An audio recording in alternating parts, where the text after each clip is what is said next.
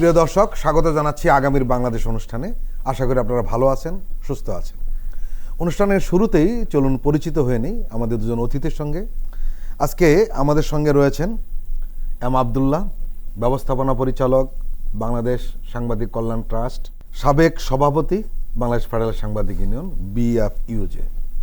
আরও রয়েছেন রেজাউল করিম রনি, রাজনৈতিক বিশ্লেষক। আপনাদের দুজনকেই আমাদের অনুষ্ঠানে স্বাগত। এম আবদুল্লাহ, আপনি নিশ্চয়ই জেনেছেন যে সরকার যে সংস্কার কমিশন করেছে বেশ কয়েকটি, এর মধ্যে অন্তত দুটো কমিশনের কাজ চূড়ান্তভাবে এগিয়ে গেছে এবং তারা যে সমস্ত প্রস্তাব দিয়েছে সে সমস্ত প্রস্তাবের বিষয়গুলো কিন্তু কম বেশি সামনে আসছে।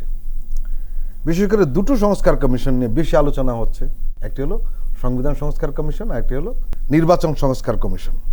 এইখানে আমরা লক্ষ্য করছি যে সংবিধান সংস্কার কমিশনে এমন কিছু প্রস্তাব দেওয়া হয়েছে যেগুলো আসলে একেবারে নতুন, আমরা মৌলিকও বলতে পারি। যেমন বলা হয়েছে সেই খসড়া প্রস্তাবে যে নিম্নকক্ষ আসন থাকবে 400, নির্বাচন হবে বর্তমান পদ্ধতিতে। তা আপনার নিশ্চয়ই দৃষ্টি আকর্ষণ হয়েছে। এই বিষয়গুলি সম্পর্কে আমাদের কিছু জানাবেন আপনি? বর্তমানে যে নতুন বাংলাদেশ, এই নতুন বাংলাদেশে 5ই আগস্টের অভ্যুত্থানের মধ্য দিয়ে যে সরকার এখন দায়িত্ব পালন করছে এবং আমরা নতুন যে বাংলাদেশটি পেয়েছি, এখানে সবচেয়ে প্রত্যাশার জায়গাটা কিন্তু এই সংস্কার। জনগণের মধ্যে সবাই মুখিয়ে আছে কখন বাংলাদেশকে নতুন বাংলাদেশে একদম সংস্কারটা, রাষ্ট্রীয় সংস্কার, আইন কানুন বিধিবিধানের যে সংস্কারের প্রয়োজনীয়তা রয়েছে। বিশেষ করে বাংলাদেশের নির্বাচন ব্যবস্থা তো ধ্বংস করে দেওয়া হয়েছে গত 15 বছরে। বাংলাদেশের সংসদকে একটি তামাশার জায়গায় পরিণত করা হয়েছিল। সেখানে দলীয় কিছু বৃত্তসম লোকজনকে সেখানে সমবেত করে নানান ধরনের দলীয় ফোরামের একটা এক্সটেনশন হিসেবে পার্লামেন্ট হয়ে উঠছিল। তো এই জায়গা থেকে পার্লামেন্ট, নির্বাচন, এই বিষয়গুলোর সংস্কারের দিকে মানুষ কিন্তু একদম গুরুত্ব সহকারে অপেক্ষা করছে। এই সংস্কারগুলো কতটুকু ফলপ্রসূ হয়, সংস্কারে কি কি বিষয় আসে। আমরা দেখব যে সংবিধান মোট 14টির মতো সংস্কার কমিশন করা হয়েছে। এর মধ্যে গুরুত্বপূর্ণ যেগুলো বেশ আলোচনায় আছে, এর মধ্যে আছে 10টি কমিশন। এর মধ্যে বিভিন্ন ধাপে এগুলো কিন্তু গঠন করা হয়েছে। এগুলোর প্রথমে এটির কিছু সংস্কার কমিশনের টাইম লিমিট ছিল সে 31শে ডিসেম্বর পর্যন্ত, 2024 সালের 31শে ডিসেম্বর পর্যন্ত। তারপরে 15 দিন বাড়িয়ে কিছু সংস্কার কমিশনের সময় হচ্ছে এই 15 জানুয়ারি পর্যন্ত ছিল।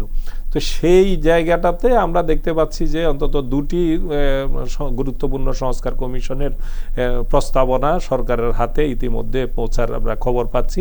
তো সেই জায়গাতে আমরা এর সংস্কার কমিশনের বিস্তারিত প্রস্তাবনাগুলো পেতে হয়তো আর একটু সময় লাগবে, কারণ এখানে বিভিন্ন মহলের সাথে আলাপ আলোচনার মধ্য দিয়ে এই প্রস্তাবনাগুলো এসছে। তাদেরকে বেশ পরিশ্রম করতে আমরা দেখেছি। বিশেষ করে সংবিধান সংস্কার কমিশন, নির্বাচন সংস্কার কমিশন, এরা দৃশ্যমানভাবেই কিন্তু অনেক পরিশ্রম করেছে। আর আরেকটি সংস্কার কমিশন বেশ কাজ করছে, আমাদের চোখে পড়ছে, সেটা হচ্ছে গণমাধ্যম সংস্কার কমিশন। প্রশাসন এবং পুলিশ সংস্কার কমিশন, এগুলোর একটু ধীর গতি নিয়েও মানুষের মধ্যে আলাপ আলোচনা আছে। তো আমাদের আজকে আলোচনায় যদি আমরা সংবিধান সংস্কার কমিশন এবং নির্বাচন সংস্কার কমিশনের মধ্যে যদি আমরা সীমাবদ্ধ থাকি, তাহলে আমরা দেখব যে সংবিধান সংস্কার কমিশনের প্রথমেই যে বিতর্কের জায়গাটা তৈরি হয়েছিল যে সংবিধান পুনর্লিখন হবে না পরিমার্জন হবে, এটা নিয়ে। এই পুনর্লিখন আর পরিমার্জন, এই জায়গাটা নিয়ে বেশ রাজনৈতিক অঙ্গনে বেশ বিতর্ক ছিল। তো আমরা যেটা দেখছি যে আসলে পুনর্লিখনের জায়গাটাতে প্রধান প্রধান রাজনৈতিক দলগুলোর আপত্তির জায়গাটা আমলে নিয়ে তারা পুনর্লিখনের দিকে যায় নাই, কিন্তু বড় ধরনের সংস্কারের দিকে প্রস্তাব তারা করেছে, কিন্তু পুনর্লিখনের জায়গায় খবর পেয়েছি আসলে সংস্কার নয়, আমরা বলতে পারি যে মৌলিক অনেকগুলি বিষয় কিন্তু পরিবর্তন হয়েছে। না, তো সংস্কার, আমি সেটাই, সংস্কারটা বড় হলো কি ছোট হলো সেটা বড় ধরনের সংস্কার প্রস্তাবনা আসছে। এর মধ্যে আমরা যদি বলি যে প্রধানত মানুষের আগ্রহের জায়গাটা কোন জায়গা, আর আগ্রহের জায়গাটা হলো সরকার ব্যবস্থাটা কেমন হবে, পার্লামেন্ট নির্বাচনটা কিভাবে হবে, সেখানে পার্লামেন্টের শেপটা কিভাবে হবে, নির্বাচনের পরে যে পার্লামেন্টের যে ভূমিকার জায়গাটা কেমন হবে, এগুলোর ব্যাপারেই সাধারণ মানুষের আগ্রহের জায়গাগুলো তো মূলত এই জায়গাতে। আমরা দেখেছি যে তাদের প্রস্তাবনার মধ্যে এসছে যে এই নেক্সট পার্লামেন্ট যেটা যদি এই সংস্কার প্রস্তাব অনুমোদিত হয়, সেই অনুযায়ী যদি আগামী পার্লামেন্ট গঠিত হয় বা গঠনের দিকে আমরা যাই, তাহলে সেটার পার্লামেন্টের আসন সংখ্যা হবে, মূল আসন সংখ্যা হবে 400। এর মধ্যে 300 আগের পদ্ধতিতেই নির্বাচনের মাধ্যমে পার্লামেন্ট মেম্বার নিয়ে আসা হবে। বাকি 100 যেটা এর আগে নারীদের যে সংরক্ষিত আসন ছিল, এটা নিয়ে কিন্তু ব্যাপক বিতর্ক বহু বছর ধরে, যে নারীদেরকে বর্তমানে নারীর অনেক ক্ষমতায়ন হচ্ছে। আমরা জানি বাংলাদেশের গত কয়েক দশক ধরে নারীরাই ক্ষমতার একদম শীর্ষ পর্যায়ে রয়েছেন। সেই জায়গাটাতে নারীদেরকে এভাবে উপহার হিসেবে এগুলো দেয়া ঠিক হবে কিনা, এ নিয়ে অনেক বিতর্ক আছে। তো সেই জায়গাটাতে সংস্কার কমিশন একটি বিষয় সামনে নিয়ে এসেছে যে তাদের 100 আসন আগে ছিল, এটা 50, সেটাকে প্রথমে 30 ছিল, সেখান থেকে 50, এখন 100 আসন প্রস্তাব করা হয়েছে, যে এই 100 আসনে সরাসরি নির্বাচনের মাধ্যমেই হবে, এবং সবাই মহিলা প্রার্থী দিবে, সবাই নারী প্রার্থী দিবে, এবং এটা সরাসরি নির্বাচনের মধ্য দিয়ে হবে। এটা একটা অগ্রগতি যদি এই সংস্কার প্রস্তাব বাস্তবায়িত হয়, কারণ এটা সম্ভব। আমরা দেখেছি যে স্থানীয় সরকার প্রতিষ্ঠানগুলোতে যখন নির্বাচন হয়, সেখানেও নারীদের জন্য সংরক্ষিত আছে, বাট সরাসরি নির্বাচনের মধ্যে ব্যালটের মধ্যে তাদের জন্য আলাদা ব্যালট থাকে, সেখানে নারী আসন 100 নারী আসন নিয়ে আমরা আপনার কাছে আবার আসবো। রেজাউল করিম রনি, আমরা মৌলিক কিছু বিষয় এখানে লক্ষ্য করছি যে পরিবর্তন আনা হয়েছে, আপনি বিষয়টি কিভাবে দেখছেন? বাংলাদেশের এই যে একটা ফ্যাসিবাদ আমরা লম্বা সময় ধরে দেখলাম, সেইটা কিন্তু এক অর্থে আমরা বলছিলাম এটা সাংবিধানিক ফ্যাসিবাদ। কারণ হইল 2011 সালে আপনার সংবিধানে তত্ত্বাবধায়ক সরকার ব্যবস্থা বিলোপের মধ্য দিয়ে আওয়ামী রেজিম কিন্তু তার একদলীয় অঘোষিত বাকশালের দিকে যাত্রা শুরু করে। তো সেই দিক থেকে, এবং তারও আগে যদি যাই, যখন 72 সালে যখন পাকিস্তানের গণপরিষদে নির্বাচিত প্রতিনিধিরা স্বাধীন বাংলাদেশের, যেটা একটা রক্তাক্ত মুক্তিযুদ্ধের মধ্য দিয়ে স্বাধীন বাংলাদেশ অর্জিত বাংলাদেশের সংবিধান প্রণয়ন করার আপনার উদ্যোগ নিল, তখন কিন্তু ওই সময়ই মাওলানা ভাসানী হক কথায় অনেকগুলো লেখাতে এটার প্রতিবাদ করছিল যে রক্তাক্ত মুক্তিযুদ্ধের মধ্য দিয়ে অর্জিত বাংলাদেশের মানুষের আকাঙ্ক্ষার প্রতিফলন তাতে ঘটছে না। তো তারপরও সেটা করা হলো, এবং সেই সংবিধানের মধ্যেও আপনার বিতর্ক হলো, এবং সংবিধানে যারা বিরুদ্ধ ভয়েস ছিল তাদের বক্তব্যকে খুব অ্যাপ্রিসিয়েট করা হয়েছে, কিন্তু তাদের কোনো রেকমেন্ডেশন 72-এর সংবিধানে রাখা হয়নি। তো তারপরে আমরা আমাদের এখানে এক শ্রেণীর বুদ্ধিজীবীদের দেখেছি যে 72-এর সংবিধানে ফিরে যাওয়ার আন্দোলন তারা করছে। অ্যাজ ইফ 72-এর সংবিধানে গেলেই বাংলাদেশ উদ্ধার হয়ে যাবে। আমাদের সাংবিধানিক ঐতিহ্যটা হলো একটা ফ্যাসিবাদী ঐতিহ্য, ফলে এই সাংবিধানিক কাঠামোর মধ্যে কোনোদিনও একটি গণতান্ত্রিক বাংলাদেশ সম্ভব না। এখন প্রশ্ন হলো, অভ্যুত্থানের পরে তাহলে তো এই সংবিধানের আলোকেই এই সরকার শপথ নিছে। দেখেন, এই বিতর্কটা অনেকে করে। অভ্যুত্থানের মধ্য দিয়ে আমরা যে অবস্থার মধ্যে আছি, এটাকে বলা যায় একটা এক্সট্রা কনস্টিটিউশনাল কন্ডিশনের মধ্যে বাংলাদেশ প্রবেশ করছে। তো তাতে করে সাংবিধানিক কোনো রকম বাধ্যবাধকতার আওতার মধ্যে এই সরকার নাই। ইভেন হাইকোর্টে আপনি হয়তো খেয়াল করেছেন যে রায় হয়েছে যে সরকার বৈধতার বিষয়ে যে রিটটা ছিল সেটা খারিজ করে দিয়েছে। তার মানে গণঅভ্যুত্থান ইটসেলফ একটা ধরেন পপুলার ম্যান্ডেট আর কি।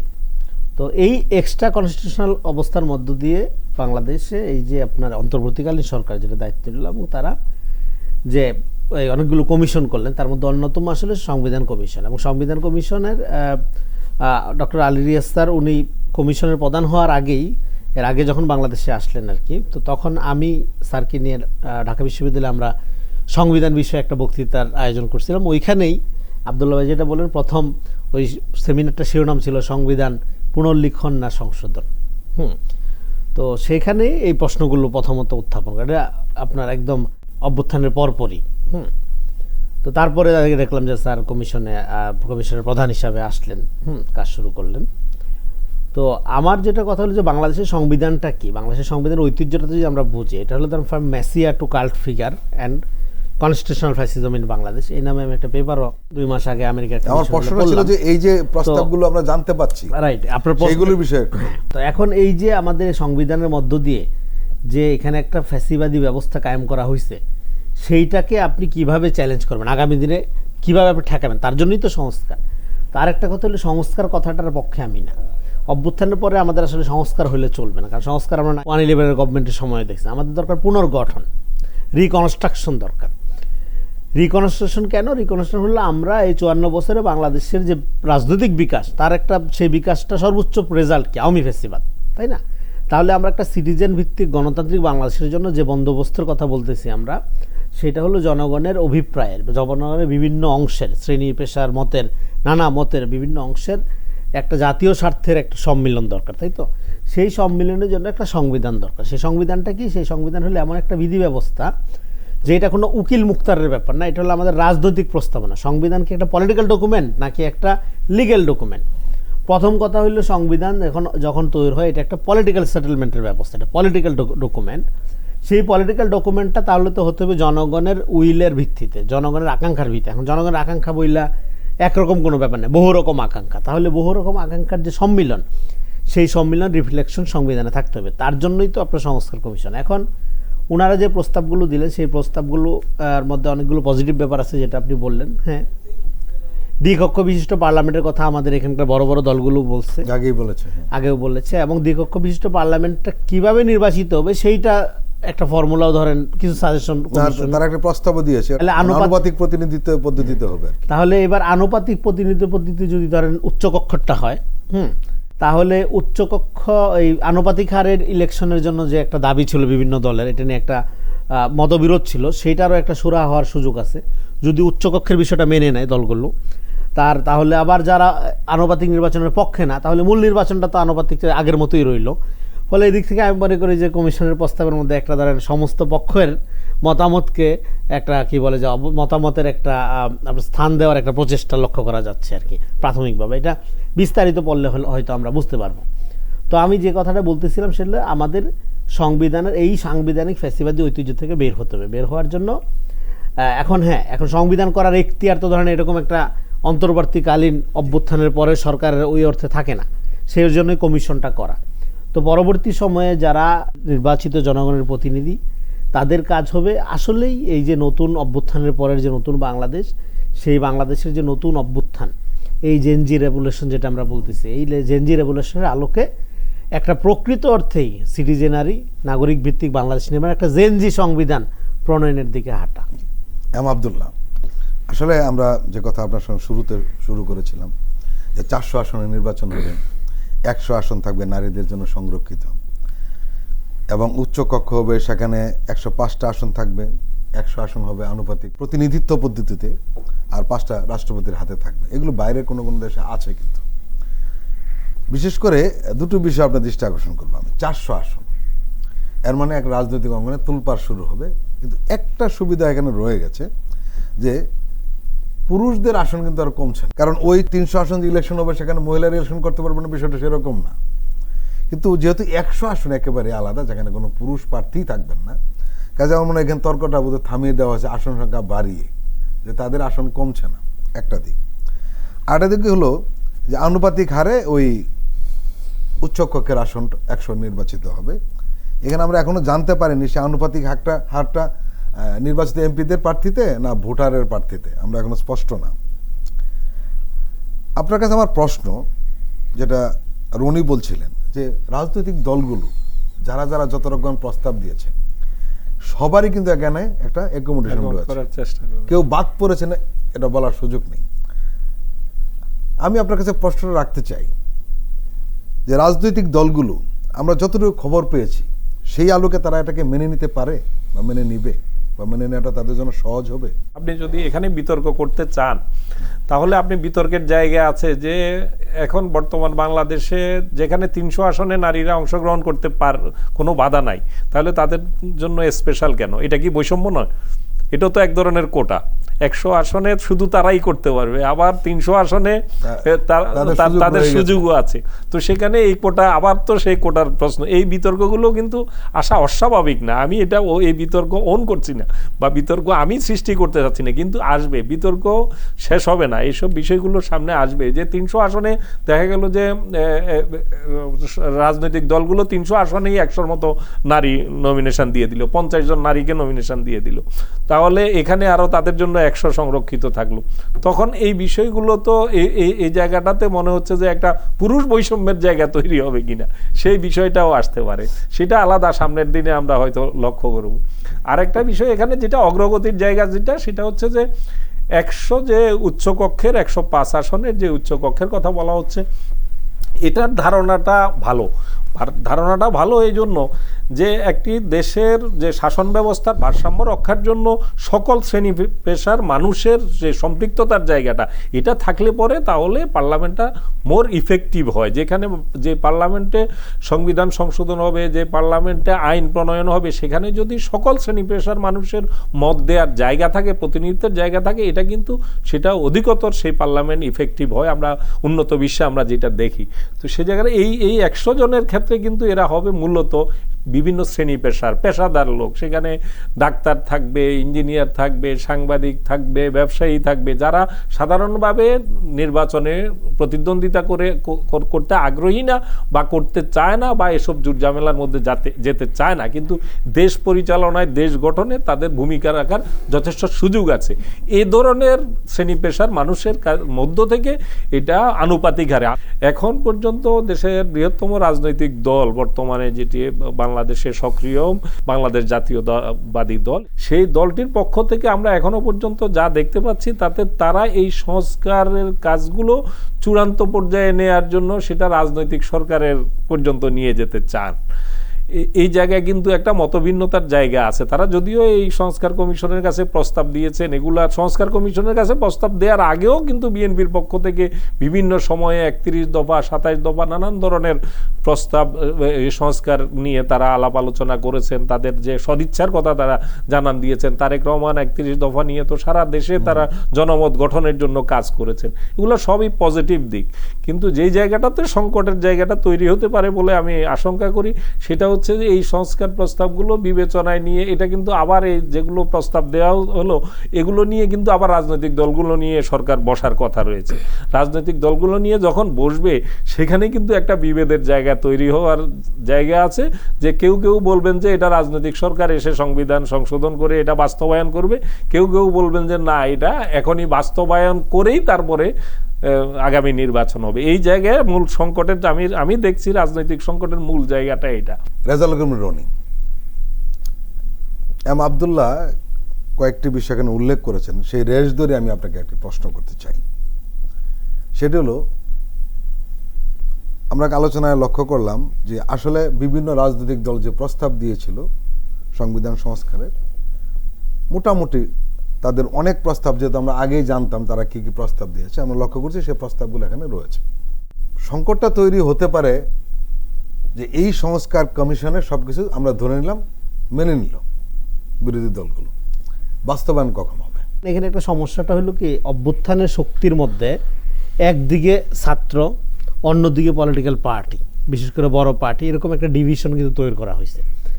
এই ডিভিশনটা খুবই ক্ষতিগ্রস্ত করছে আমাদের এই পুরো প্রক্রিয়াটাকে। আমি মনে করি যে আমাদের যে জাতীয় ঐক্যটা, যে ঐক্যটার মধ্য দিয়ে একটা গণ অভ্যুত্থান সংগঠিত হয়েছে, সেই ঐক্যটাই ছিল মূল স্পিরিট বাংলাদেশকে পুনর্গঠন করার জন্য। সেই স্পিরিটের মধ্যে দেখেন, এই অভ্যুত্থানটা ছাত্র জনতার অভ্যুত্থান।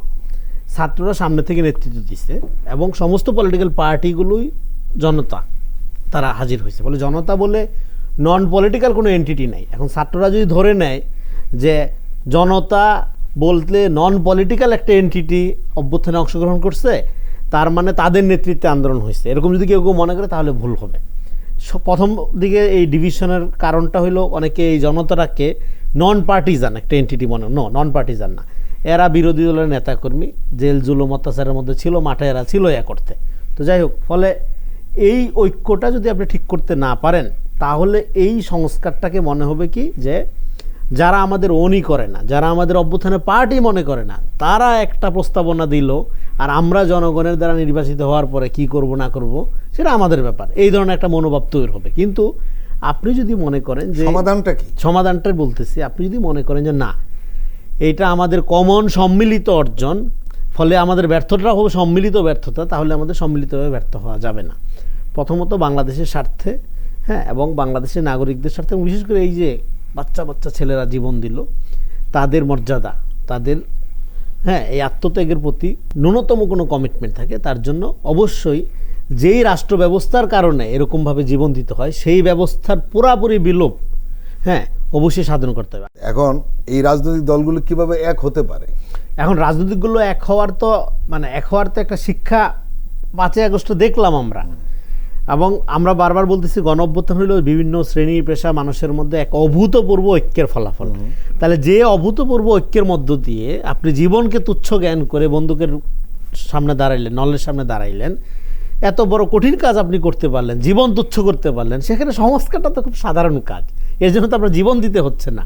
এই জন্য শুধু আপনার হইল অপরের মতামতটাকে প্রাধান্য দেওয়ার ব্যাপার, নিজের সুবিধাটাকে আগে না দেখে দেশের সুবিধাটা আগে দেখে তারপরে আপনার সিদ্ধান্ত নেওয়ার ব্যাপার। এই তো সেই সিদ্ধান্ত নেওয়ার ক্ষেত্রে রাজনৈতিক দলগুলোর একটা বড় দায়িত্ব হলো যে দেখেন এই অভ্যুত্থানের স্পিডটা কারা ধরবে। দেখেন ছাত্ররা এই অভ্যুত্থানটা সামনে থেকে নেতৃত্ব দিচ্ছে, এটা সবাই আমরা জানি, স্বীকারও করে সবাই, রাজনৈতিক দলগুলো স্বীকার করে, কিন্তু ছাত্রদের তো কোনো রাজনীতি নাই, রাজনীতি আছে রাজনৈতিক দলগুলোর। এখন যে রাজনৈতিক দলগুলো এতদিন যে রাজনীতি করে আসছে, সেই রাজনীতি যেহেতু এখানে কাঙ্ক্ষিত মুক্তি, রাজনৈতিক মুক্তি আনতে সক্ষম হয় নাই, ফলে অভ্যুত্থানের স্পিডকে কাজে লাগিয়ে প্রথম কাজ হইল রাজনৈতিক দলগুলোর নিজেদের এমন একটা রাজনীতি নির্মাণ করা দলগুলোর জন্য, যেইটা আগামীর বাংলাদেশ নির্মাণে তাদেরকে, ওই দলগুলোকে উপযুক্ত করে তোলে। সেটা তাদের আগে উপযুক্ত হবে। এখন তারা যখন উপযুক্ত হয়ে উঠবে, সংস্কার, নির্বাচন এগুলো আর কোনো মুখোমুখি অবস্থার ব্যাপারই থাকবে না। ফলে আমি মনে করি রাজনৈতিক দলগুলোর এদিক থেকে খুব দ্রুত অভ্যুত্থান স্পিডের সাথে অ্যাকোমোডেট করা, নিজেদের করে এই সংস্কারটাকে, এই পুনর্গঠনটাকে, দেশ পুনর্গঠনের জন্য রিয়েলি এগিয়ে নিয়ে যায়। এবং অবশ্যই আমাদের নির্বাচন এমন একটা নির্বাচন হতে হবে যে নির্বাচনের মধ্যে দিয়ে জনগণ শক্তিশালী হয়, তার ভোটাধিকার প্রয়োগ শুধুমাত্র একদিনের ব্যাপার না, তার নাগরিক অধিকার সুসংহত করা এবং যখন খুশি তাকে ক্ষমতাচ্যুত করার যে পদ্ধতি, সেইটা যেন পরিপূর্ণভাবে প্রয়োগ করতে পারে, এরকম একটা ব্যবস্থা পার্মানেন্টলি গড়ে তুলতে হবে। প্রিয় দর্শক, আমরা এখন একটু বিরতি নিচ্ছি, আমরা এক্ষুনি ফিরছি, আপনারা আমাদের সঙ্গেই থাকুন।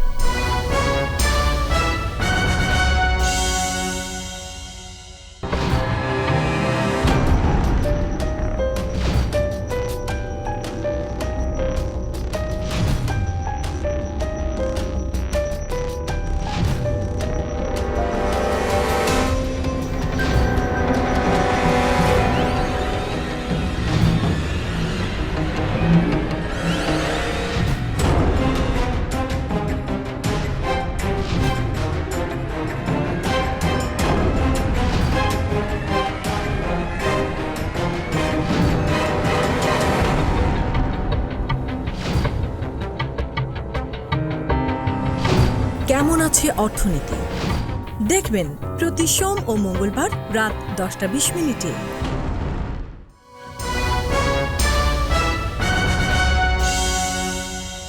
প্রিয় দর্শক, আবারও স্বাগত আগামীর বাংলাদেশ অনুষ্ঠানে।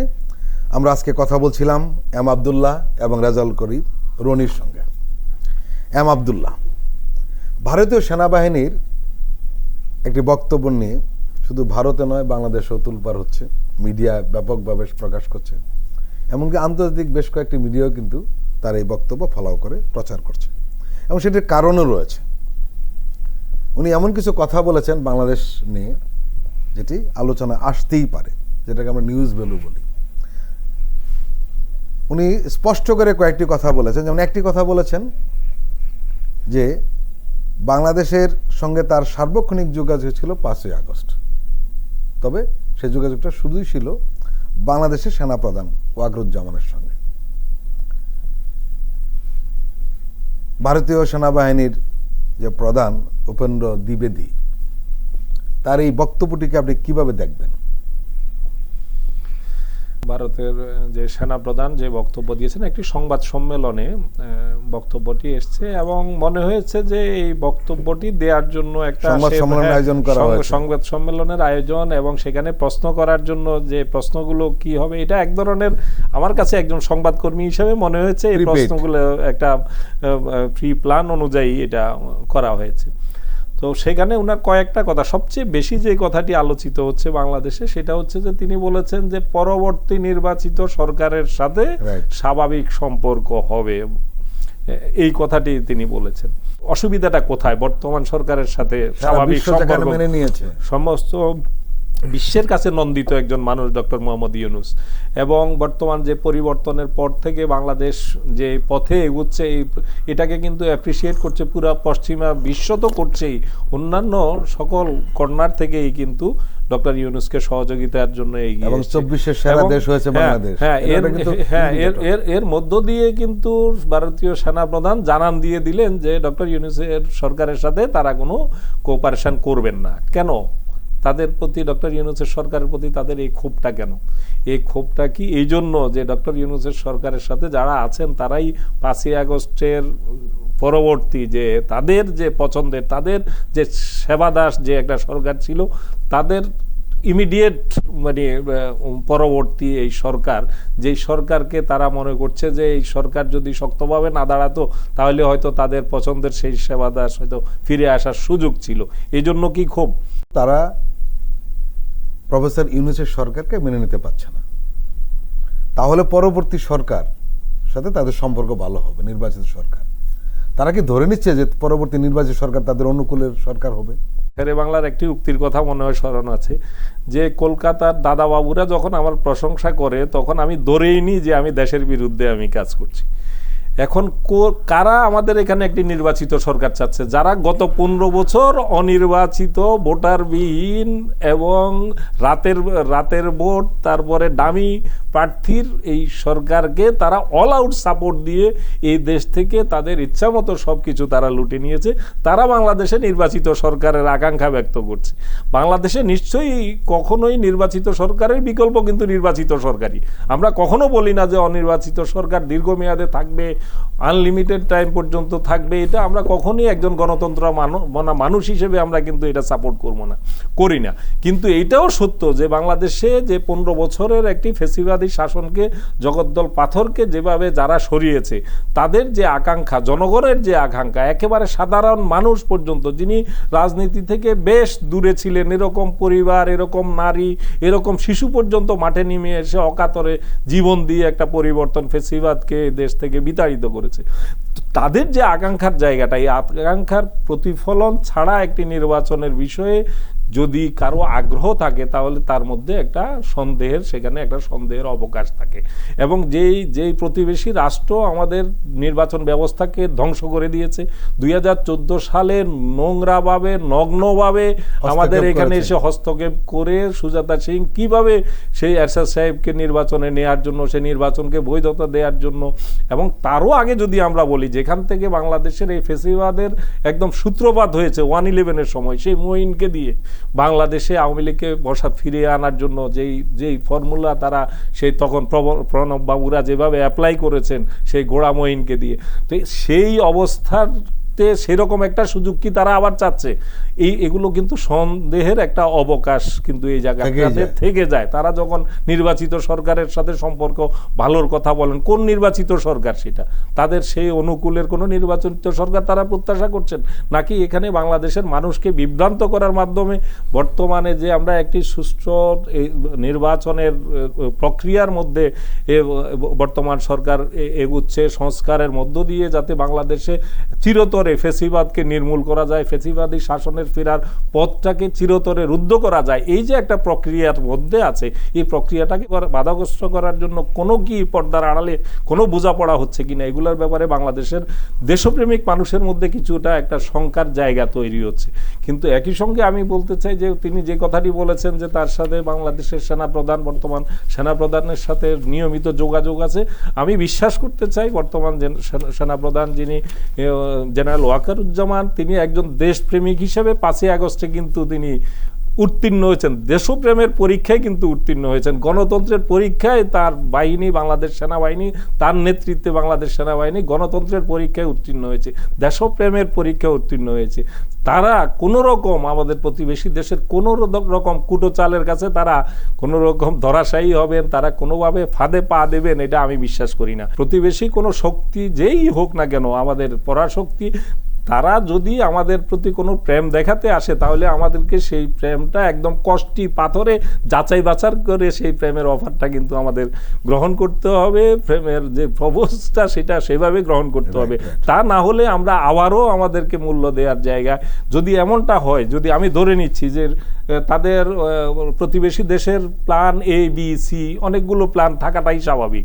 তারা প্রথম প্ল্যান এতে তারা চেষ্টা করেছিল তাদের সেই সেবাদার সরকারের প্রধান শেখ হাসিনাকে এখানে ফিরিয়ে এনে আবার পুনর্বহাল করা যায় কিনা, তো সেটা ব্যর্থ হওয়ার পর এখন কি তারা প্ল্যান বি বা সি নিয়ে এগুচ্ছে?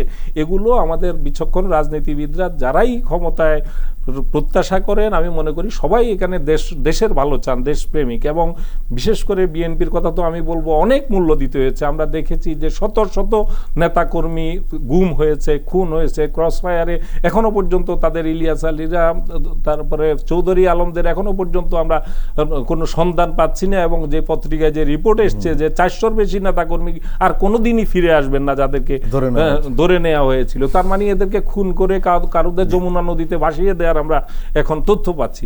যে আমাদের দাদাবাবুরা কখনোই আমাদের কল্যাণ চান না, তারা যদি কোনো বেশে যে কোনো রূপে আমাদের আপন হতে চান না কেন, আমাদেরকে সে ব্যাপারে কিন্তু আমাদের অতিরিক্ত সতর্কতার জায়গা থাকতে হবে। তা না হলে আমরা আরেকবার যদি ভুল করি, এই মূল্যটা কিন্তু হয়তো এই যে 15 বছরের চাইতেও আরো কঠিন মূল্য, আরো চড়া মূল্য হতে পারে।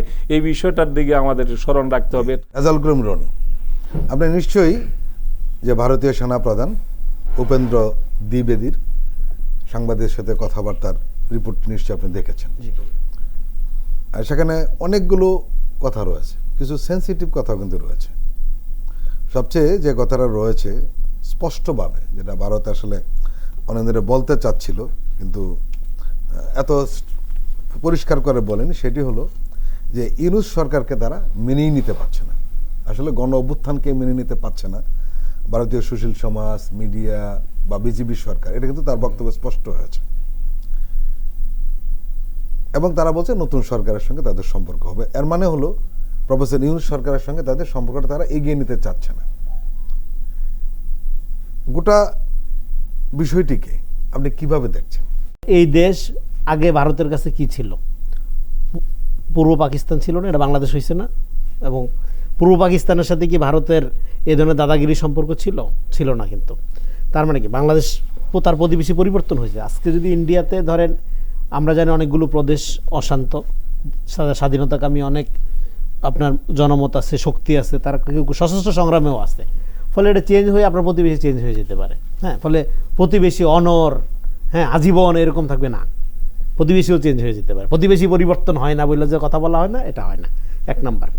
ফলে ইন্ডিয়ার ব্যাপারে আমাদের পারসেপশনটা চেঞ্জ করতে হবে। এটা আমাদের শত্রু রাষ্ট্র ধরে নিয়ে আমাদের আগাইতে হবে। কারণ হইলো ও কোনো কথা রাখেনি, কোনো প্রতিশ্রুতি না। আপনার কেন শত্রু রাষ্ট্র? কারণ বাংলাদেশ যদি একটা সাকসেস স্টোরি হয় সাউথ এশিয়াতে, তাহলে এমনিতে তো ইন্ডিয়াতে যে সমস্ত জনগোষ্ঠী স্বাধীনতাকামী তাদের জন্য ইন্সপাইরেশন। ফলে তার অখণ্ড ধরে রাখার জন্য সমস্যা। ফলে বাংলাদেশের ব্যাপারে বাংলাদেশকে কেন ইন্ডিয়ার হাতে রাখতে হবে, সেটা নির্বাচিত সরকার হোক, অনির্বাচিত সরকার হোক, ইন্ডিয়ার দিক থেকে আমাদের জিনিসটা বুঝতে পারতে হবে। ইন্ডিয়ার বাংলাদেশ ছাড়া আর কোনো অপশন নাই।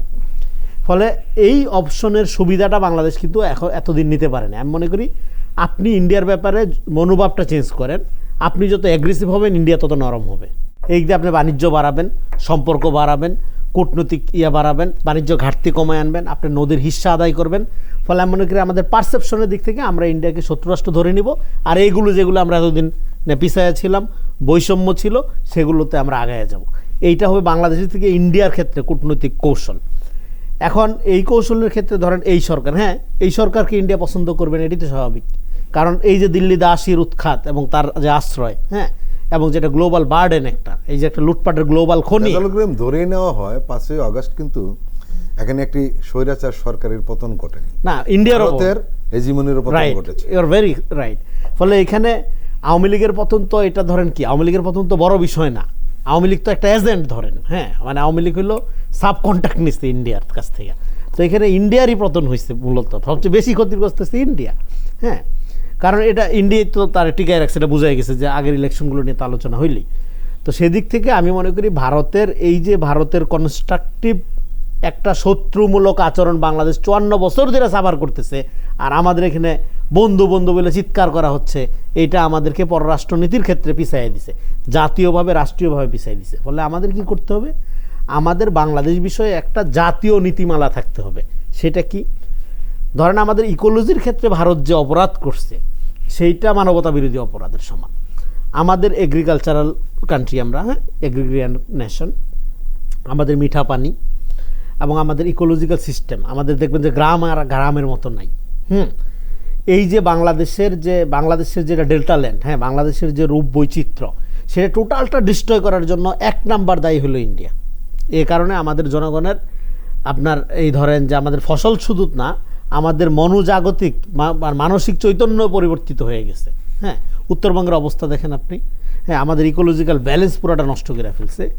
বাণিজ্য, নিরাপত্তা, সব কিছুর ক্ষেত্রে আপনার এই যে সর্বব্যাপী এবং সাংস্কৃতিক ক্ষেত্রে, এই দেখেন বাংলাদেশ নিয়ে যে দেশ পত্রিকা একটা সংখ্যা বের করছে, সেটার অরিজিনাল লেখাগুলো আপনার সংশোধন করে আবার সংশোধিত সংখ্যাটা নাকি বাজারে ছাড়া হয়েছে, অরিজিনালি যেটা সেটা নাকি দেওয়া হয়নি, বাংলাদেশে দিয়ে উঠাই নেওয়া হয়েছে দ্রুত গতি। এখানে দুটো জিনিস করা হয়, আপনাকে একটু বলি। সেটি হলো অনেক সময় ইন্ডিয়ার কিছু পত্রিকা এরা কিন্তু দুটো সংস্করণ করে, একটা ওদের জন্য, বাংলাদেশের জন্য করে, একটা হলো মানে পশ্চিমবঙ্গের জন্য করে বা ইন্ডিয়ার জন্য করে। এখানে দুটোর মধ্যে কিন্তু দু ধরনের বক্তব্য। তারপরেও বাংলাদেশে যে সংখ্যাটা আমি পাইলাম সেইটার দেখেন সম্পাদকীয় প্রথম লাইনটা আমি একটু দর্শকদের পড়ে শোনাইতে চাই। বাংলাদেশ অশান্ত সাম্প্রদায়িক হিংসায়, সংখ্যালঘু ধর্মাবলম্বীরা সেখানে প্রবল রোষের কবলে। আর পড়ার দরকার নেই, এটা দিয়ে শুরু হয়েছে তারপরে সম্প্রীতি, ভাষা, হাবিজাবি এইসব কথা বলবে। দেখেন বাংলাদেশের বিষয়ে ভারতের যে পারসেপশন, সেটা কিন্তু উৎপাদন করে কলকাতার বুদ্ধিজীবীরা, পরে দিল্লি সেটা ইমপ্লিমেন্ট করে। আমাদের এখানে এক ধরনের লোক কলকাতা বলতে আবেগে গদগদ হয়ে যায়, ব্যাপারটা এরকম না। ব্যাপারটা হলো কলকাতা বুদ্ধিভিত্তিকভাবে বাংলাদেশের ব্যাপারে যে পারসেপশনটা তৈরি করে, সেইটা আমরা পরবর্তী সময়ে ব্যাপকভাবে রিফ্লেক্টেড হইতে দেখি দিল্লির পলিসির ক্ষেত্রে। এই জন্য আমি মনে করি যে বাংলাদেশের ইন্ডিয়ার ব্যাপারে আমাদের পজিশনটা, জাতিগত একটা পজিশন দরকার। পানি, নদী সমস্যা, আপনার বাণিজ্য সমস্যা, আমাদের সীমান্ত হত্যা, যুদ্ধ ছাড়া পৃথিবীর আর কোনো সীমান্তে এইভাবে লোক হত্যা করা হয় না। এগুলো টোটাল সবগুলোর ব্যাপারে আমাদের একটা কম্বাইন্ড জাতীয় পজিশন লাগবে। দেখেন ভারতের বিরুদ্ধে ঐক্যের আমরা একটা অপূর্ব চিত্র কিন্তু দেখছি কিছুদিন আগে। তো সেটা শুধু ছবির মধ্যে থাকলে হবে না, সেটা আপনি রিয়েলি মিনিংফুল হবে তখনই যখন আপনি একটা অর্থপূর্ণ অবস্থান পেপার আপনি তৈরি করবেন। এরপরে ভারতের সাথে সম্পর্কের ক্ষেত্রে যে সরকারই আসুক, ভারত তো বলতেছে যে নির্বাচিত সরকার আসলে সম্পর্ক করবে এই সেই, সেটা তার দিক থেকে সে করতে পারে, অনেক কিছু চাইতে পারে, কিন্তু আপনি কি করবেন?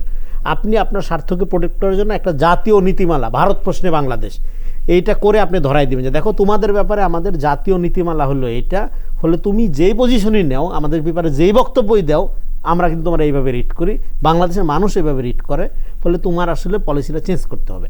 তারা যেরকম মনে করছিল আওয়ামী লীগ ছাড়া বাংলাদেশে তাদের কোনো বন্ধু নাই, সেই জায়গা থেকে ভারত সরে আসে নাই। কিন্তু সরে না আসলেও তো উপায় নেই, কেউ অন্ধ হলে তো আর প্রলয় বন্ধ থাকে না, অভ্যুত্থান হয়ে গেছে। ভারতীয় ইস্টাবলিশমেন্টের পরাজয় হয়ে গেছে এখানে, তাহলে তার পরিবর্তিত পরিস্থিতি তাকে সার্ভাইভ করতে হবে। সার্ভাইভ করার জন্য ডেফিনেটলি ভারতের দিক থেকে তারা চাইবে যে একটা স্টেবল নির্বাচিত সরকারের সাথে একটা সুসম্পর্ক করতে, এটা ভারতের দিক থেকে চাওয়া। কিন্তু বাংলাদেশ থেকে কি করতে হবে, যারাই নির্বাচিত হয়ে আসবে তারা, আমি মনে করি অভ্যুত্থানের আলোকে, অভ্যুত্থানের পরে যে ঐক্য, যে সেখানে সমস্ত রাজনৈতিক দলকে আমরা দেখছি, সে তার আলোকে আমাদের একটা জাতিগত অবস্থান পরিষ্কার করতে হবে, এটা ইন্ডিয়াকে আমরা অফার করব। প্রিয় দর্শক, আমরা আবার একটু বিরতি নিচ্ছি, আপনারা আমাদের সঙ্গেই থাকুন।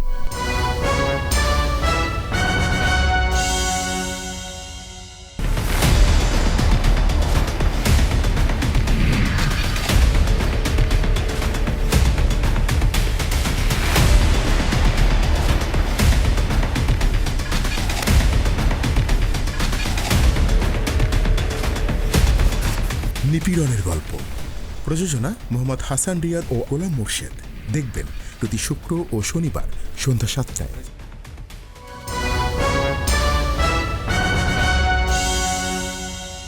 প্রিয় দর্শক, আবারও স্বাগত আগামীর বাংলাদেশ অনুষ্ঠানে।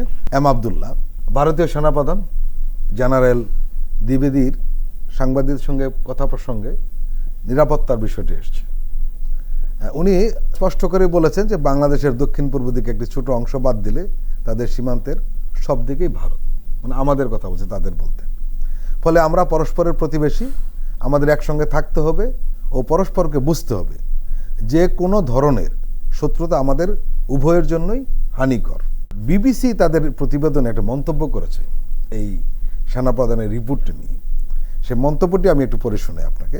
করেছে এরকম যে বাংলাদেশে নির্বাচনে জিতে নতুন একটি সরকার দায়িত্ব নেওয়া পর্যন্ত বর্তমান সরকারের সঙ্গে দিল্লির এনগেজমেন্ট খুব সীমিত বা লিমিটেড রাখা উচিত বলে যুক্তি দিচ্ছেন ভারতের সরকার বা নীতি নির্ধারকদের একটি অংশ। আর ভারত সরকারের কাজকর্ম দেখে মনে হচ্ছে তারাও ঠিক সেই রাস্তাতেই হাঁটছেন। আর ভারতের সেনাপ্রধান জেনারেল উপেন্দ্র দ্বিবেদীর কথা থেকেও এই বিষয়টি স্পষ্ট হয়ে গেছে। ডক্টর ইউনূস সরকার প্রথমে দায়িত্ব নিয়ে ডক্টর ইউনূস কিন্তু পরিষ্কার একটা বার্তা দিয়ে দিয়েছেন যে বাংলাদেশের সাথে সমমর্যাদার সম্পর্ক হবে, কোনো রকম মানে দাসত্বের তো নয়, কোন রকম নমনীয়তার জায়গাও কিন্তু থাকবে না। বলেছেন যে চোখে চোখ রেখে চোখে চোখ রেখে কথা, এইটাই তারা নিতে পারছে না মূলত। এই যে চোখে চোখ রেখে, আমরা কিন্তু ইতিমধ্যে দেখেছি চোখে চোখ রেখে কথা বলার জায়গাটা আমরা সীমান্তে কিন্তু দেখেছি। আপনি দেখেছেন যে বিএসএফ কর্মকর্তার সঙ্গে আমাদের যে বিজিবি কর্মকর্তা, তার যে কথা বলার যে ঢং, তার যে বডি ল্যাঙ্গুয়েজ, এবং তিনি যে তার পিছনে যে দেশপ্রেমিক মানুষগুলো যেভাবে দাঁড়িয়ে গেছে, সীমান্তে কিন্তু এক ধরনের বিজয়ের জায়গাটাতে বাংলাদেশ কিন্তু আছে।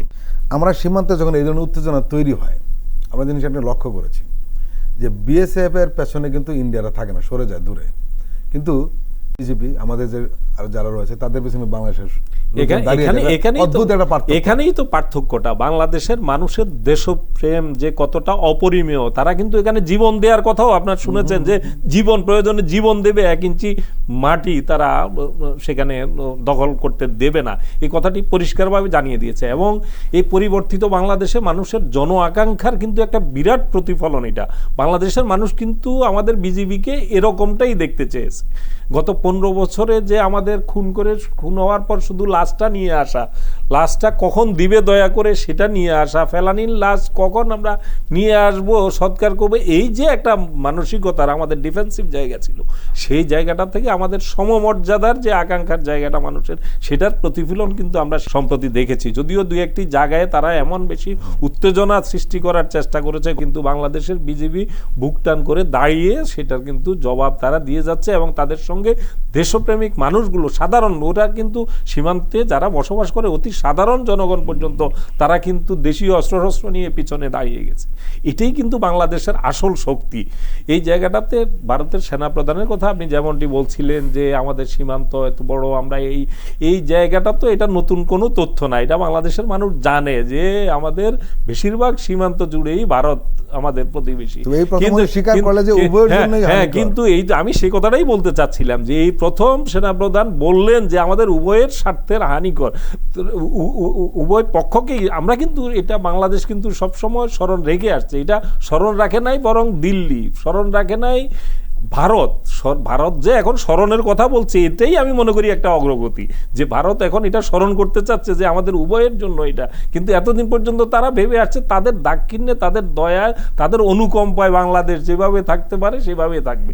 ভারত যদি চিন্তা করে থাকে যে নির্বাচিত সরকারের কথা বলে, ভারতের সম্ভবত এরকম কোনো চিন্তার জায়গা থাকতে পারে যে সামনে একটা নির্বাচন হলেই এদেশে যে ঐক্যের, ভারত বিরোধী যে ঐক্যের জায়গাটা তৈরি হয়েছে, এই নির্বাচনকে কেন্দ্র করে এই ঐক্যে বিভাজন হবে, বিভাজনের মধ্য দিয়ে একটা দুর্বল সরকার আসবে, সেই সরকারের সাথে তারা আগের মতো করেই, কারণ তাদের দরকার বাংলাদেশে ঢাকায় একটি দুর্বল সরকার, দুর্বল সরকার হলেই অনুগত সরকার হবে, এটাই সাধারণ ফর্মুলা। কিন্তু এটাই ভারত হয়তো প্রত্যাশার জায়গাটা এটা যে নির্বাচন হলেই নির্বাচনের কারণে ভোটের মধ্য দিয়ে একটা বিভাজন তৈরি হবে, বর্তমান যে জাতীয় ঐক্যটা আছে এটা বিনষ্ট হবে, সেই সুযোগে একটা দুর্বল সরকার যদি আছে তাদেরকে যেভাবে চায় তারা অনুগত রাখতে পারবে, আবার ফায়দা নেওয়ার চেষ্টা করতে পারবে, এবং ফেসিবাদী যারা পালিয়ে গেছে তাদের কাছে তাদেরকেও ফেরানোর হয়তো একটা ক্ষেত্র তৈরি হবে। আমি মনে করি এরকম কোনো চিন্তা করে থাকলে সেটা ভুল করবেন। বাংলাদেশের মানুষ অন্তত পক্ষে ভারতের প্রশ্নে এবং ফেসিবাদী যে শক্তি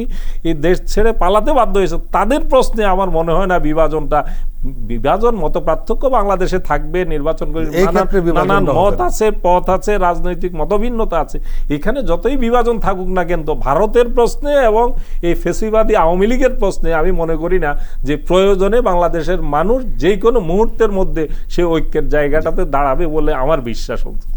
রেজাউল করিম রনি, জাতীয় নির্বাচনের দাবি নিয়ে অনেকে খুব সোচ্চার হচ্ছেন, দ্রুত নির্বাচনে দ্রুত হবে, সংস্কারটা পরে হোক বা অল্প কিছু হোক। একটি প্রশ্ন কিন্তু এখানে সামনে এসছে, আমরা লক্ষ্য করছি ভারত থেকে খুব দ্রুত নির্বাচনের দাবি জানানো হচ্ছে এবং ভারতের এখানে যে এক সময় হাই কমিশনার ছিলেন বিনা সিকরি, উনি এমনভাবে কথা বলছেন যে সংস্কার দরকার নেই, সংস্কার করবে নির্বাচিত সরকার, আগে নির্বাচনটা দ্রুত দিয়ে দেওয়া হবে। আমরা লক্ষ্য করছি কোনো কোনো রাজনৈতিক দলের চেষ্টা এবং বক্তব্যের সঙ্গে বিনা স্বীকৃতির চেষ্টা এবং বক্তব্যের খুব মিল পাওয়া যায়। বিষয়টা আপনি কিভাবে দেখছেন? ইন্ডিয়া একটা সংকটে ভালো রকম ক্রাইসিসে পড়ছে, সেটা হলো বাংলাদেশ যদি অ্যাগ্রেসিভ হয় ভারত নীতিতে, বাংলাদেশে হারানোর কিছু নাই, কারণ আমার চারদিকে ইন্ডিয়া আছে, ফলে আমি অস্থিতিশীল হলে ইন্ডিয়া অস্থিতিশীল হবে। আমার তো আর নতুন করে মানে ধরেন অস্থিতিশীল হওয়ার কিছু নেই, আমার তো বিকাশই হয়নি, 54 বছর তো আমাকে ডমিনেটই করে রাখছে ইন্ডিয়া। বলে আমাদের এখানে দরকার হলো এই যেমন সার্ক একটা করা হয়েছে, এটা ইন্ডিয়ার কারণে ফাংশনই করতে পারতেছে না, এই জন্য ভারতকে বাদ দিয়ে আমি প্রস্তাব দিচ্ছি যে ভারতকে বাদ দিয়ে আমরা একটা সাউথ এশিয়ান সবগুলো দেশ মিলে একটা আলাদা সংগঠন করব। সার্কের মধ্যে আছে থাকবে, যেহেতু এটা ওয়ার্ক করে না, ভারত বাইরে আমরা একটা আলাদা জোট করব সমস্ত দেশগুলো মিলে। তাহলে ইন্ডিয়াকে আমি মনে করি গোটা সাউথ এশিয়ার দেশগুলো যেভাবে লাল কার্ড দেখাইছে, বাংলাদেশেরও এই লাল কার্ড দেখানোর উপরেই থাকতে হবে। এখন সেক্ষেত্রে ধরেন এটা এই সরকারটা একটা সরাসরি অভ্যুত্থানের ভিতর দিয়ে গঠিত সরকার, এই সরকারের সাথে সম্পর্ক, যেহেতু এই অভ্যুত্থানকে ইন্ডিয়া মেনে নিতে পারছে না, ফলে এই সরকারের সাথে সম্পর্কের দিক থেকে তারা আগ্রহী হবে না, এটা স্বাভাবিক ভারতের দিক থেকে। আরেকটা ব্যাপার হলো ভারত তার পররাষ্ট্রনীতিতে পরিবর্তন আনার ক্ষেত্রে আপনার এখনো খুব যে আপনার আগ্রহী হয়েছে তা না, সে স্লো এবং স্টাডি নীতি নিচ্ছে। আমি যে বিষয়টি নিয়ে কথা বলতে প্রশ্ন করেছি সেই বিষয়ে বলেন। তো আমি সেটাই আসতেছি, ফলে এখন সে যেহেতু একটা স্লো নীতি নিচ্ছে, ফলে সে অপেক্ষা করতেছে যে তাহলে পরিস্থিতিটা নির্বাচিত সরকারের সময় কেমন হয়। কিন্তু নির্বাচিত সরকার আসুক আর যেই সরকারই আসুক, বাংলাদেশে যেহেতু ভারতের এখানে দেখেন ফ্যাসিবাদের বিরুদ্ধে অভ্যুত্থানটা কিন্তু একই সাথে, এর আগে কিন্তু ভারতীয় পণ্য বর্জন, হ্যাঁ, এবং ভারতের বিরুদ্ধে জাতিগত যে ঐক্য তার এই বহিঃপ্রকাশ আকারে কিন্তু অভ্যুত্থানটা, শুধু আওয়ামী লীগের বিরুদ্ধে জনগণ ঐক্যবদ্ধ হচ্ছে তা না।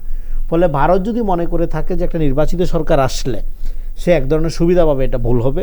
এবং আমি যেটা দেখতেছি আমাদের যে বিরোধী দলগুলো আছে প্রত্যেকে কিন্তু ভারতের ব্যাপারে কড়া পজিশন আছে, যেমন জামাত ইসলামের আছে, বিএনপির আছে, এবং গতকাল রুহুল কবির রিজভী কিন্তু স্পষ্টভাবে বলেছেন। হ্যাঁ, আবার এর মধ্যে ধরেন অনেকে বলতেছে যেমন প্রতিবেশী চেঞ্জ করা যাবে না, ফলে প্রতিবেশীকে কনফিডেন্সে রেখে এক ধরনের সম্পর্কের দিকে যেতে হবে। এইটা আমি মনে করি ভারতের পরবর্তী রাজনৈতিক দলগুলো বা যারা ক্ষমতা আসবে তাদের দিক থেকে আমি মনে করি আমাদের ভারতের ব্যাপারে নীতিটা আগে যেটা বললাম অ্যাগ্রেসিভ হওয়া ভালো। অ্যাগ্রেসিভ হলে ভারত এখন এই যে কথা বলতেছে, আপনি যেটা প্রশ্ন করলেন যে নির্বাচিত সরকারের ব্যাপারে চাপ দিচ্ছে এবং এখানেও কারাগারে নির্বাচন যাচ্ছে, তাই না?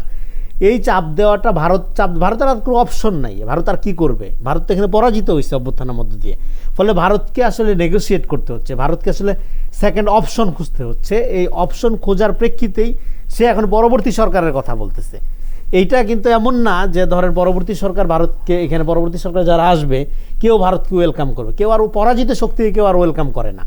এখানে ভারতের হেজিমনির সব অবসান হয়েছে, এইটা একটা প্রশ্ন। আরেকটা হলো আমাদের সেনা প্রধানের বক্তব্য নিয়ে যেটা বললেন, দেখেন বাংলাদেশ সেনাবাহিনী এই 15 বছর যে মাথা তুলে দাঁড়াইতে পারেনি তার মূল কারণ হলো ভারত। হ্যাঁ, এখন আমাদের সেনাবাহিনীর ধরেন এই যে ওই অভ্যুত্থানে কিন্তু সেনাবাহিনীর একটা গুরুত্বপূর্ণ ভূমিকা ছিল, বিশেষ করে আমাদের মাঠে যে সেনাবাহিনী কর্মরত ছিলেন তারা কিন্তু এক ধরনের আপনার 2-3 তারিখ থেকে বাধ্য করতেছিল যে তারা এই মেসেজটা পৌঁছাই দিছিল যে আপনারা যদি চেষ্টাও করেন শেখ হাসিনাকে রক্ষা করতে, আমরা জনগণের বুকে গুলি চালাবো না। ফলে সেনা কর্মকর্তাদের মনোভাব এবং মাঠের জওয়ানদের মনোভাবের মধ্যে যে পার্থক্য, সেটাই কিন্তু এই অভ্যুত্থানে সেনাবাহিনীর ভূমিকা জনগণের পক্ষে যাবে না বিপক্ষে যাবে সেটা নির্ধারণ করে। এই গবেষণাগুলো এখন বের হয়ে আসছে, হ্যাঁ, এগুলো নিয়ে এখন লেখালেখি হচ্ছে। ফলে সেনাবাহিনীর ইস্টাবলিশমেন্ট আর দেশপ্রেমিক অংশ, এই দুইটার মধ্যে একটা পার্থক্য আছে। সেই ইস্টাবলিশমেন্টের মধ্যে এখনও যদি তারা মনে করে ভারতকে প্রাধান্য দেওয়ার ব্যাপার আছে, আমি মনে করবো এই ইলিউশন থেকে আপনারা বের হয়ে আসেন। ইন্ডিয়ার গোটা সিকিউরিটির কনসার্নটা বাংলাদেশের উপর নির্ভর করে, অনেকগুলো দিক থেকে নির্ভর করে।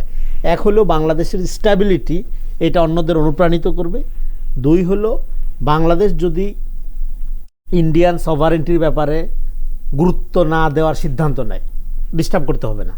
শুধু ইন্ডিয়ার সভারেটির ব্যাপারে কনসার্ন থাকবে না, যা খুশি হোক, ইন্ডিয়া এটা সমাধান করতে পারবে না, ইন্ডিয়া এটা সামাল দিতে পারবে না। এই জন্য ইন্ডিয়াকে যখন সেভেন সিস্টারের কথা বললে দেখবেন যে ও ঘাবড়ে যায়। হ্যাঁ, এখন আমাদের এখানে সম্পর্কটা সাউথ এশিয়ান, আমাদের একটা কমন এন্টিটি আছে, কমন একটা আইডেন্টিটি আছে, আমরা যখন গ্লোবাল ভিলেজে ফাংশন করি। ফলে আমরা মনে করি ভারতকে তার চিন্তাটা পরিবর্তন করতে হবে। হ্যাঁ, আমরা ভারতের সাথে শত্রুতার কথা বলতেছি পার্সপেক্টিভে, কারণ আমাদের সভারেন্ট রাষ্ট্র যখন আপনি হবেন, আপনি নিজের সার্বভৌমত্ব যখন ক্লেম করবেন, শত্রু সাপেক্ষে ক্লেম করবেন, বন্ধু সাপেক্ষে রাষ্ট্রের সভারেন্টি ক্লেম হয় না। এই জন্য ভারতের পররাষ্ট্রনীতিতে শুধু পরাজিত হওয়ার এই গ্লানিটা এবং ক্ষোভ পুষা রেখে পরবর্তী সময় ছলে বলে কৌশলে যে এবার চাণক্য নীতি প্রয়োগের যে তাদের স্বভাব, সেখান থেকে সরে এসে যেটা রিয়েলি করা দরকার, প্র্যাগম্যাটিক এবং প্র্যাকটিক্যালি যেটা করা দরকার, সেটা হলো ভারতকে রিয়েলাইজ করতে হবে সাউথ এশিয়াতে তার ফরেন পলিসি পরাজিত হয়েছে, নট অনলি বাংলাদেশ, প্রত্যেকটা জায়গায় পরাজিত হয়েছে। এবং তার যে গ্লোবাল লেভেলের প্রোপাগান্ডিস্ট যে মেশিনারিজ, এইটা ইন্ডিয়ার ডেমোক্রেটিক ইন্ডেক্সকে অনেক নিচে নামাই দিছে। এবং ভারতের হিন্দুত্ববাদী উগ্রবাদী আপনার গণতান্ত্রিক কাঠামোর আলোকে নামে তার যে রাজনীতি, এইটা একটা গ্লোবাল বার্ডেনে পরিণত হচ্ছে। হ্যাঁ, এই জায়গার থেকে ভারতকে দ্রুত আমার মনে হয় যে বাংলাদেশ যেরকম একটা গণতান্ত্রিক পথে আগাচ্ছে, সেক্ষেত্রে বাংলাদেশকে এখন একটু ফলো করতে পারে এই যে উত্তরণের পথে। হ্যাঁ, ফলো করে তাদের যে কমিউনাল মাইন্ডসেট, হ্যাঁ, কথায় কথায় কমিউনাল ওয়েতে দেখা, হ্যাঁ, এবং আপনার নিজেদেরকে হুদাই সুপিরিয়র মনে করা, মানে একটা হীনমন্যতা জায়গার থেকে নিজেকে সুপিরিয়র মনে করা, এই জায়গা থেকে সরে আসতে হবে, না হলে সে গ্লোবালি ক্ষতিগ্রস্ত হবে। রেজাউল করিম রনি এবং এম আবদুল্লাহ, আপনারা দুজনেই আমাদের দীর্ঘ সময় দিয়েছেন, আপনাদেরকে আন্তরিক ধন্যবাদ। প্রিয় দর্শক, আজকের অনুষ্ঠান আমরা এখানে শেষ করছি। আপনারা ভালো থাকবেন, সুস্থ থাকবেন। আল্লাহ হাফেজ।